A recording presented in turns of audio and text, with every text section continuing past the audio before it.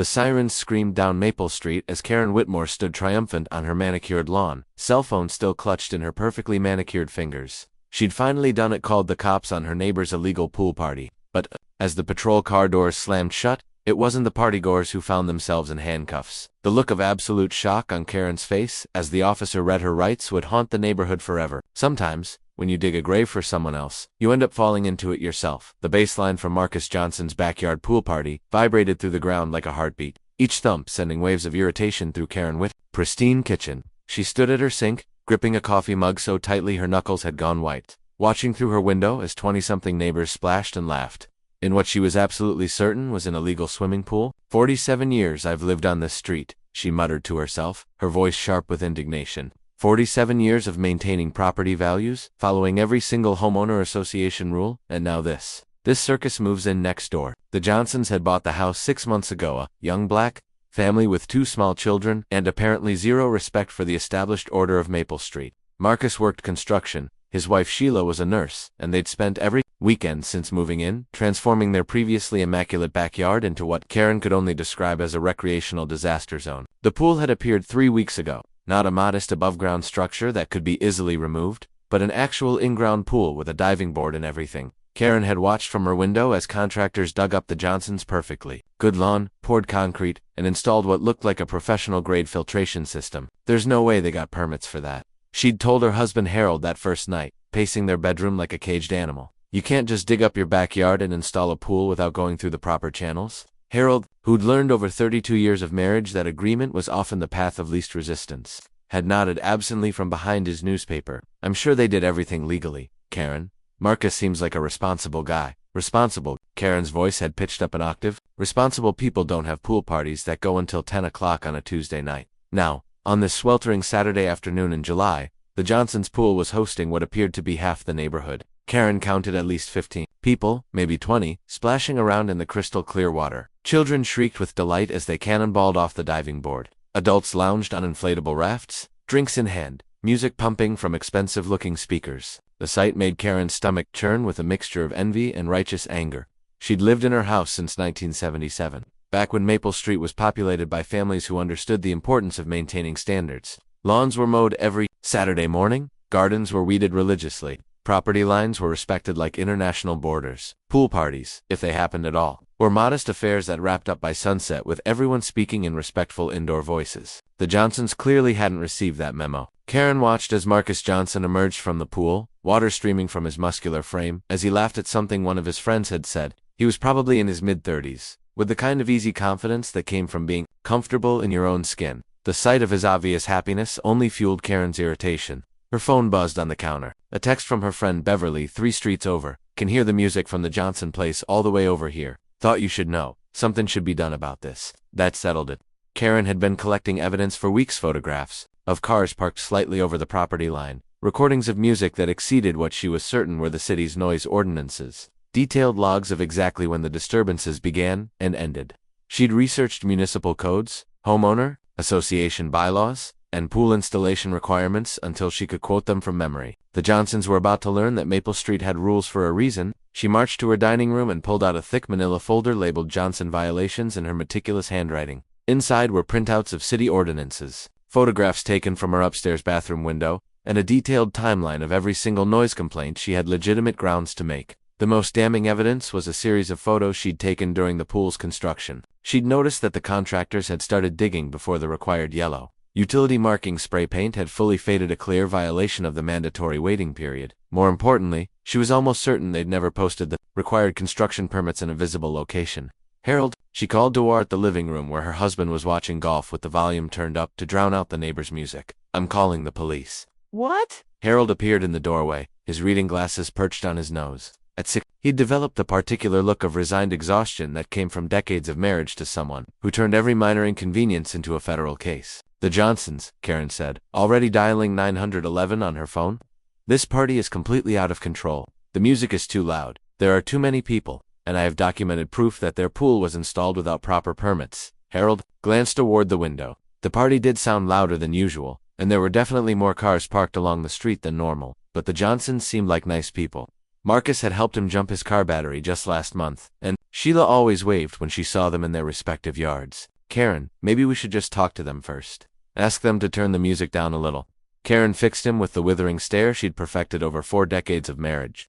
Harold, I have tried the neighborly approach. I've dropped hints. I've made comments about noise levels when we've run into them at the mailbox. They clearly don't care about anyone else's comfort or property values. She held up her phone as the emergency line connected. This is the only language people like that understand 911. What's your emergency? Karen straightened her shoulders and adopted the crisp, authoritative tone she'd used during her 20-year career as a high school administrator. Yes, I need to report a noise violation and possible permit violations at 428 Maple Street. The residents are having an extremely disruptive party with what appears to be an illegally installed swimming pool. Ma'am, is anyone in immediate danger? Well, no. But is this an emergency situation requiring immediate police response? Karen bristled at the operator's tone. Officer, I am a longtime resident of this neighborhood, and I know the city ordinances. The noise level is clearly in violation of the municipal code, and I have documented evidence that the swimming pool was installed without proper permits. This is absolutely a situation requiring police intervention. There was a pause on the other end of the line. Ma'am, I can have an officer come out to assess the noise complaint, but permit violations would need to be reported to the city planning office during business hours on Monday. I want an officer here now, Karen said firmly. This has gone on long enough. After providing her address and contact information, Karen hung up with satisfaction. She'd done everything by the book, followed every proper channel. The Johnsons were about to learn that actions had consequences. Through the window, she watched Marcus Johnson flip burgers on an expensive-looking grill while his wife, Sheila, organized what appeared to be a water volleyball game in the pool. Their 2 children, a boy about 8 and a girl, maybe 6, were taking turns on an elaborate inflatable slide that definitely hadn't been there last weekend.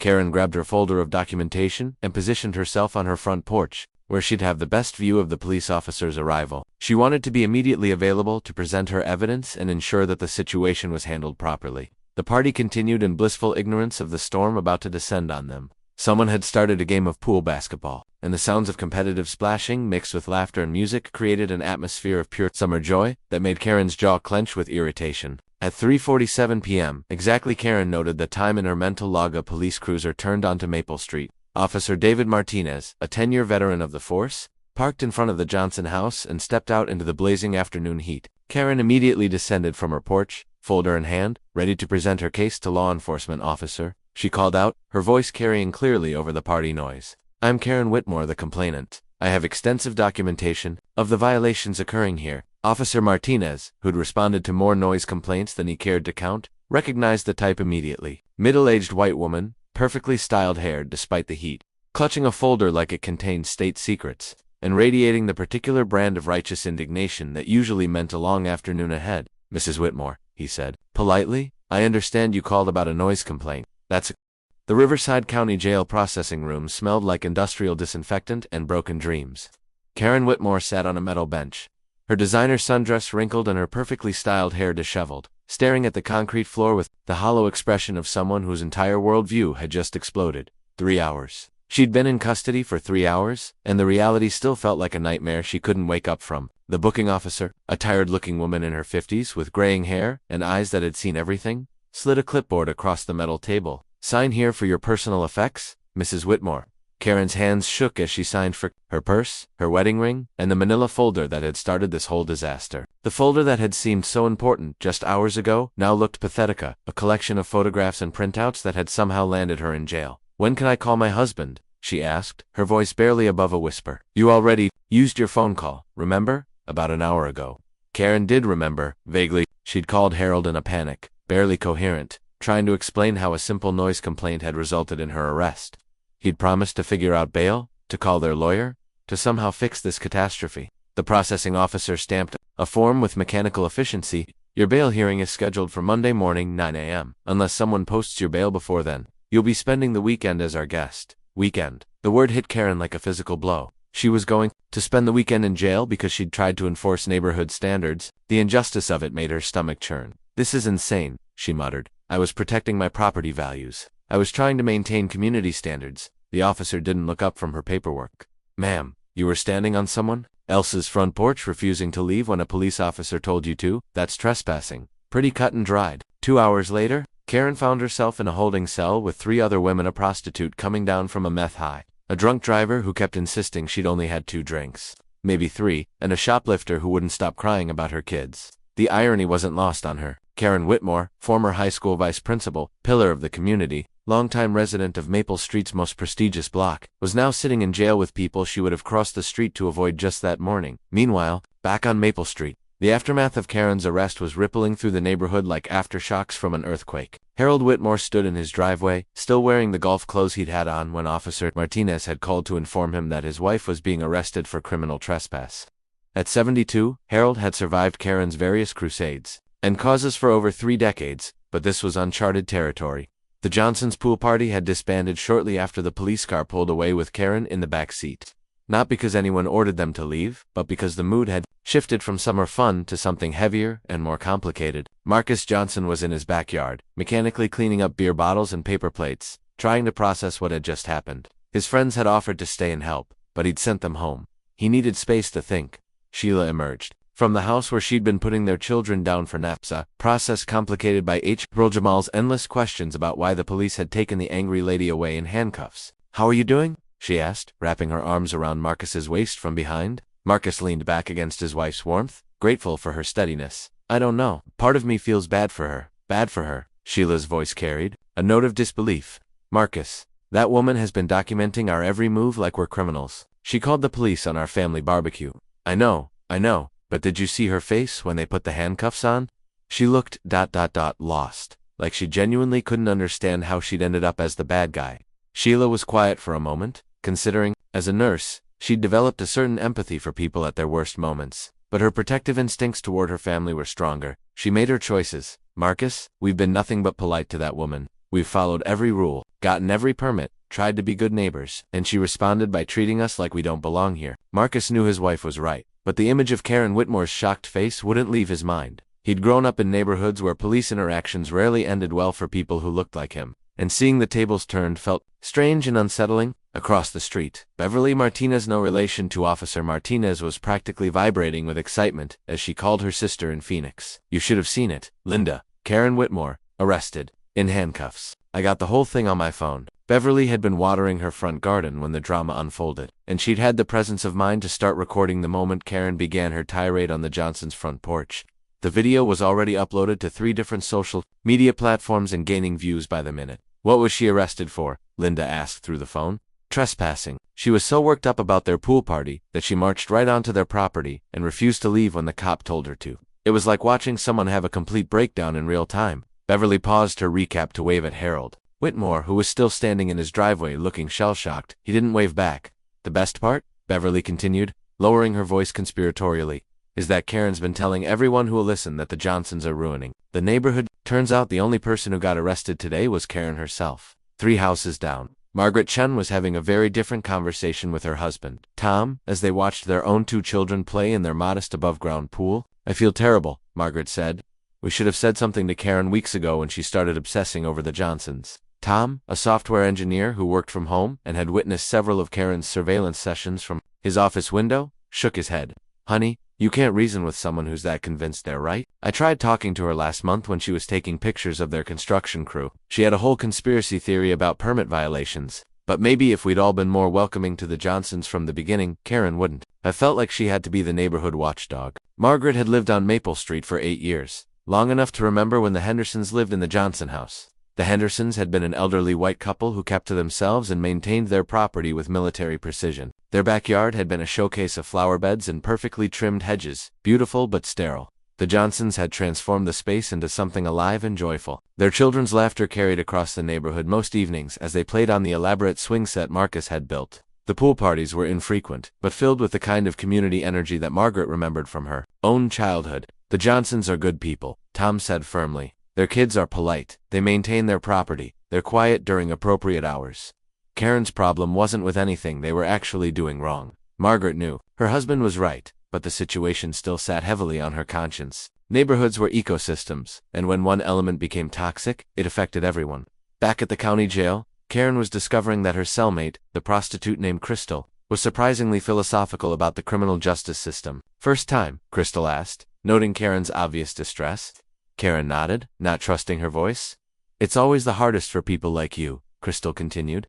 "People who've never been on the wrong side of anything. You spend your whole life thinking the system works a certain way, and then boom, you're sitting in here wondering how everything went so wrong. I was just trying to protect my neighborhood, Karen said quietly. Crystal, who despite her circumstances had a master's degree in social work and a tragic story involving prescription drug addiction after a car accident, studied Karen with surprisingly kind eyes. Protected from what? The question hung in the air. Karen opened her mouth to respond with her usual litany of complaints: property values, noise levels, permit violations. But the words wouldn't come. Sitting in a jail cell, surrounded by women whose problems made neighborhood pool parties seem trivial, she couldn't quite remember what she'd been so afraid of. They seemed different, she finally admitted. Different how? Karen was quiet. For a long time, the truth was ugly and complicated, involving fears she'd never articulated even to herself, about changing demographics and shifting cultural norms, and the gradual erosion of a world where she'd always known exactly where she fit. I don't know, she whispered. Monday morning arrived, with the particular brutality reserved for people facing public humiliation. Karen's bail hearing was scheduled for 9 a.m., which meant Harold had spent the entire weekend figuring out how to post bail for his wife's criminal trespass charge. The story had already made it into the local newspaper, not front-page news, but buried in the Metro section under the headline, "Neighbor Dispute Leads to Trespass Arrest." The article, Karen discovered this on Tuesday morning when her neighbor Beverly's recording of her arrest appeared in her Facebook feed, shared by her own sister-in-law with the caption, "When keeping it real goes wrong." She sat at her kitchen table, still in her bathrobe at 11 a.m., watching herself have what could only be described as a public breakdown in high definition. The comments section was a battlefield of strangers dissecting her life, her motivations, and her character, with the casual cruelty that only internet anonymity could provide. Classic Karen behavior. This is why HOAs are toxic. Imagine being this pressed about people enjoying their own backyard. She looks exactly like I expected. Each comment felt like a small knife wound, but Karen couldn't stop scrolling. It was like probing a sore tooth, painful but compulsive. Harold appeared in the kitchen doorway, already dressed for his Tuesday morning golf game with his retirement buddies. He'd maintained his routine religiously since Karen's arrest, as if normalcy could somehow contain the chaos that had invaded their lives. "You need to stop looking at that," he said, his voice gentler than it had been since he'd picked her up from jail. "Harold, people are sharing this everywhere. My book club, the church auxiliary, even Mrs. Patterson from the grocery store sent it to me. Everyone I know has seen me get arrested." Harold poured himself coffee and sat across from his wife of 32 years. She looked smaller somehow, diminished in a way that had nothing to do with the oversized bathrobe she was wearing. "Karen, what did you think was going to happen when you called the police?" The question she'd been avoiding for 3 days finally hung between them. Karen had replayed Saturday afternoon hundreds of times, trying to identify the moment when everything went wrong, but the answer was always the same. It had gone wrong from the very beginning. "I thought they would see what I saw," she said quietly. "The violations, the disruption, the complete disregard for neighborhood standards. And what exactly did you see?" Karen looked up from her phone, meeting her husband's eyes for the first time since he'd bailed her out. Harold's face was patient but tired, like a teacher waiting for a slow student to work through a difficult problem. "I saw, she began, then stopped. The words that had come so easily for months: property values, noise violations, permit issues, suddenly felt hollow and insufficient. "I saw people who didn't fit," she finally admitted. "People who were different from us, who did things differently. And I convinced myself that different meant wrong." Harold reached across the table and covered her hand with his. "Karen, the Johnsons aren't the problem. They're a nice family trying to enjoy their home. The problem is that you decided they were the enemy before you ever tried to know them." Across the street, Sheila Johnson was having her own morning revelation as she scrolled through the comments on Beverly's viral video. Unlike Karen, who was reading with mounting horror, Sheila was reading with growing sadness. The internet had turned Karen Whitmore into a caricature of the archetypal Karen, whose name had become synonymous with entitled white women making unreasonable demands. But Sheila, who'd worked as a nurse for 12 years and seen people at their most vulnerable, recognized something else in the footage. A woman having a genuine psychological break. "Marcus," she called to her husband, who was in their home office preparing for a construction site meeting. "You need to see this." Marcus joined his wife at the kitchen counter where she had her laptop open. The video had been viewed nearly 1 million times, but more concerning were the dozens of copycat posts, analyzing the Karen phenomena, and using their neighbor's breakdown as a teaching moment about white privilege and neighborhood racism. Marcus muttered, "This has gotten completely out of hand." "Look at these comments," Sheila said, scrolling through hundreds of responses. "People are talking about doxing her, showing up at her house, making her life hell. This isn't justice, Marcus, this is mob mentality." Marcus studied his wife's face, recognizing the particular expression she got when her protective instincts kicked in, the same look she had when advocating for difficult patients at the hospital. "Sheila, this woman tried to have us arrested. She spent months documenting our every move like we were criminals. She called the police on our children's pool party. I know all that, but look at her in this video. Really look at her. Marcus watched the footage again, this time focusing, not on Karen's words but on her body language. The woman in the video was clearly in distress, not just angry, but genuinely unhinged in a way that suggested deeper psychological issues. She needs help, not internet harassment, Sheila said firmly. And if we don't do something, this is going to destroy her completely.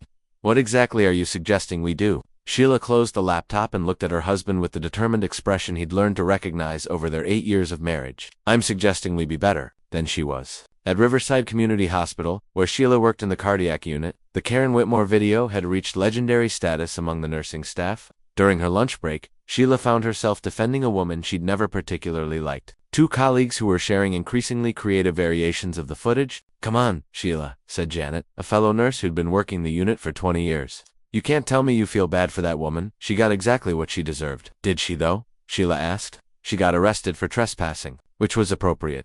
But does she deserve to have her worst moment broadcast to millions of strangers? Does she deserve to have people threatening to come to her house? Janet pulled out her phone and showed Sheila a Twitter thread where someone had posted Karen's home address, along with encouragement for people to pay Karen a visit and show her what real neighborhood disruption looks like. Sheila, this woman tried to ruin your family over a swimming pool. Why are you defending her? Because somebody has to, Sheila said simply, and because this isn't who we want to be. That afternoon, Marcus came home from work to find his wife sitting at their kitchen table with a legal pad covered in notes and what appeared to be a drafted letter. What are you working on? He asked, kissing the top of her head.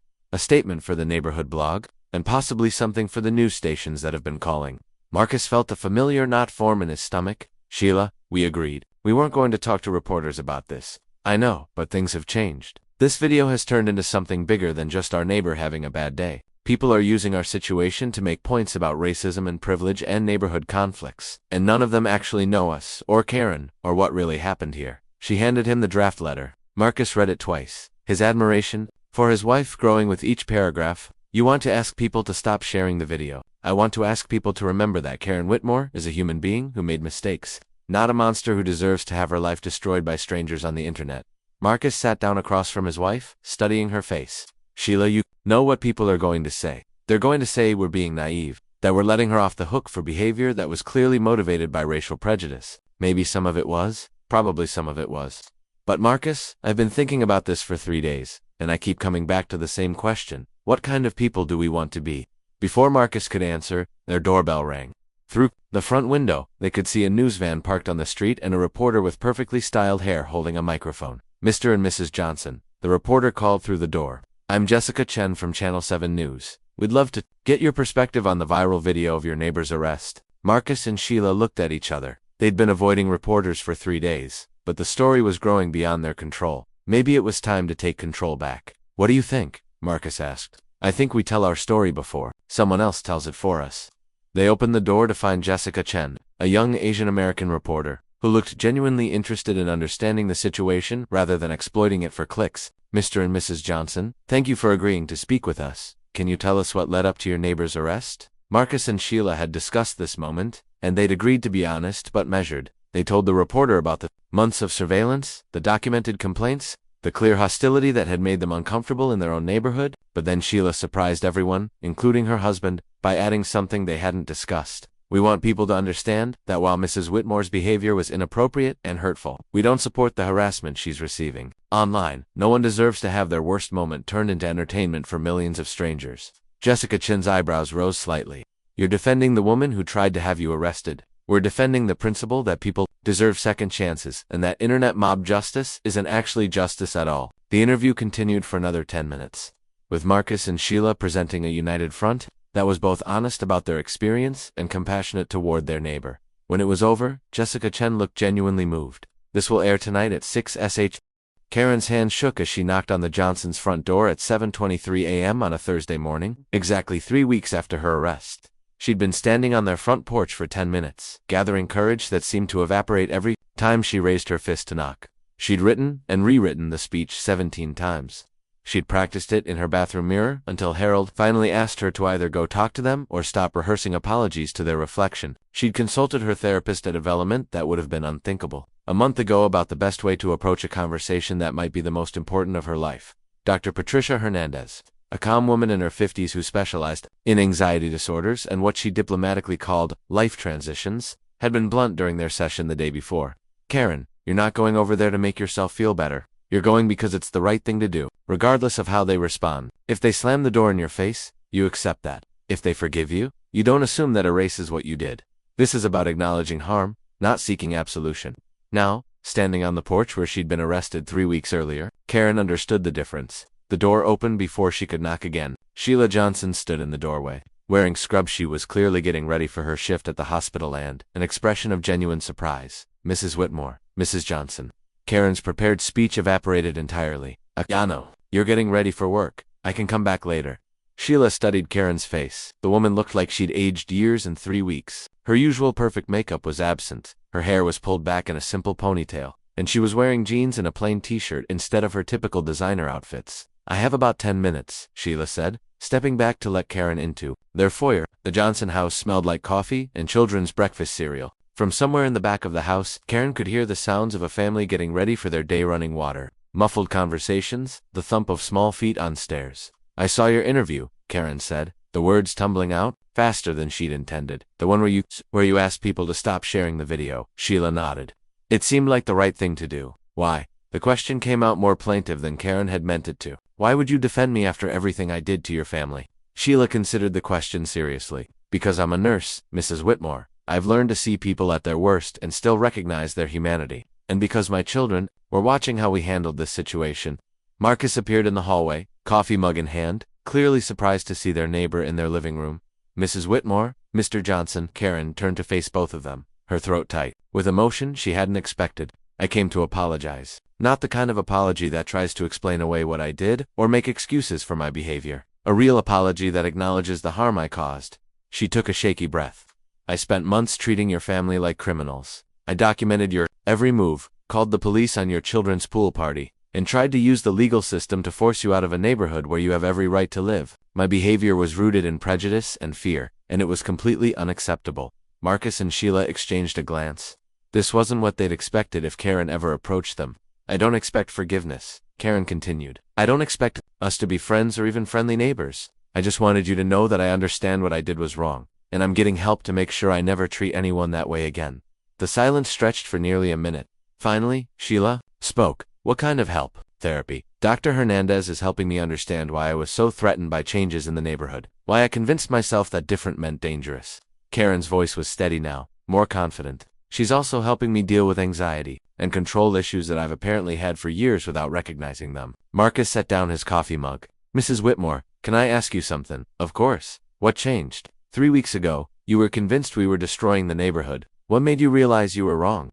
Karen had been dreading this question because the answer was embarrassing and painful. Honestly, it was seeing your interview, watching you ask people to stop harassing me even though I'd tried to destroy your reputation. I realized you were better people than I was. And that maybe the problem wasn't that you didn't belong in this neighborhood. Maybe the problem was that I'd forgotten how to be a good neighbor. Sheila glanced at her watch. She needed to leave for work in 5 minutes, but this conversation felt too important to cut short. Mrs. Whitmore, I appreciate you coming here. This couldn't have been easy. It wasn't, but it was necessary. Karen paused. There's something else. I'm withdrawing my complaint against your pool permits. Marcus raised his eyebrows. You filed a formal complaint? Last month. With the city planning office, I convinced myself you'd violated construction codes. Karen's cheeks flushed with embarrassment. Of course you hadn't. Your permits are completely in order. I'm withdrawing the complaint and sending a letter to the planning office, acknowledging that my complaint was frivolous and motivated by personal prejudice. The front door opened and 8-year-old Jamal Johnson appeared, backpack slung over his shoulder, ready for school. Mom, Dad said, you're driving me today because Jamal stopped mid-sentence when he noticed Karen. Oh hi, Mrs. Whitmore. Karen felt her throat constrict. This was the child whose pool party she'd tried to shut down, whose family's happiness she'd tried to destroy. Hi Jamal. How are you? I'm good. Are you not angry at us anymore? The question hit Karen like a physical blow. From the mouths of babes, no sweetie. I'm not angry at you. I was never really angry at you. I was angry at myself, but I didn't know that yet. Jamal nodded with the matter-of-fact acceptance that children have for adult explanations that don't quite make sense. Okay Mom, can we still go swimming after school? Yes baby. Go wait in the car. After Jamal left, Sheila turned back to Karen. I really do need to get to work, of course. Thank you for listening, and thank you for asking people to stop sharing that video. You didn't owe me that kindness. Mrs. Whitmore, Marcus said as Karen headed toward the door. What happens with your trial? My lawyer thinks we can work out a plea deal. Community service? Maybe some classes. I'll have a record, but I won't go to jail. Karen paused. I'm actually looking forward to the community service. Dr. Hernandez thinks it might help me understand better how to contribute positively to a community instead of trying to control it. 3 weeks later, Karen stood before Judge Patricia Williams again, this time for her plea hearing. The courtroom was nearly empty, just Karen, her lawyer, Harold, and a court reporter who looked like she'd rather be anywhere else. Mrs. Whitmore, Judge Williams said, reviewing the plea agreement, you're pleading guilty to misdemeanor trespass. The terms of your plea include 50 hours of community service, a fine of $500, and completion of a conflict resolution course. Do you understand these terms? Yes, Your Honor. Do you accept responsibility for your actions on the day in question? Karen thought about Dr. Hernandez's advice about accountability versus self-flagellation. Yes, Your Honor. I take full responsibility for my actions and the harm they caused. Judge Williams, who'd been expecting another difficult defendant trying to minimize their behavior, looked up from her paperwork with mild surprise. Mrs. Whitmore, I have to say, this is not the typical response I get in neighbor dispute cases. Most people want to keep arguing about who was right. Your Honor, I spent 3 weeks learning that being right and being righteous are two very different things. I was neither. After the hearing, Karen and Harold walked out of the courthouse into a crisp October morning. The viral video had largely faded from public consciousness, replaced by newer outrages and fresher content. Karen's 50 hours of community service would be served at the local food bank, and her conflict resolution classes started the following week. How do you feel? Harold asked as they got into their car. Lighter, Karen said, surprising herself with the honesty of the answer. Like I've been carrying around something heavy for a long time, and finally put it down. That afternoon, Karen was in her front yard raking leaves when she heard the familiar sounds of the Johnson children playing in their backyard. But instead of the spike of irritation she'd felt for months, she found herself smiling at the sound of their laughter. Sheila appeared in their shared driveway, home from her shift at the hospital. Mrs. Whitmore, Mrs. Johnson. How was work? Long day. How did your hearing go? Karen was touched that Sheila had remembered. Good community service and some classes. I think it's exactly what I need. They stood in the driveway for a moment, two women who'd been adversaries learning how to be neighbors. Mrs. Whitmore, Sheila said carefully, Marcus and I were talking, and we wondered, would you and Harold like to come over for dinner sometime? Nothing fancy, just neighbors getting to know each other. Karen felt tears prick her eyes. She didn't deserve this kindness, but she was learning to accept grace even when it was unearned. We'd like tea.